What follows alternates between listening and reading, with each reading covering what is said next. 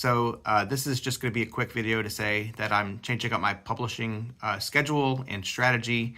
I've been looking at my YouTube data, and what I've been doing hasn't been working.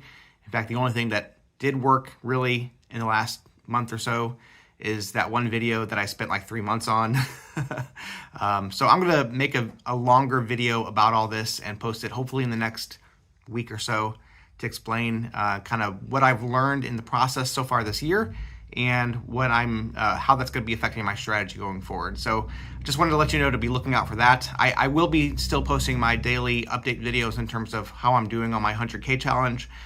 Just the only thing I'm changing that I'm not doing for now is these longer videos. Even kind of the longer-ish videos, I need to take a pause from that so I can focus on some bigger projects. So I just want to let you know that. Let me know what your thoughts are on that. If you are going to be missing that a lot, or if you're just like, whatever you want, Chris. I appreciate it either way. Take care. We'll see you soon.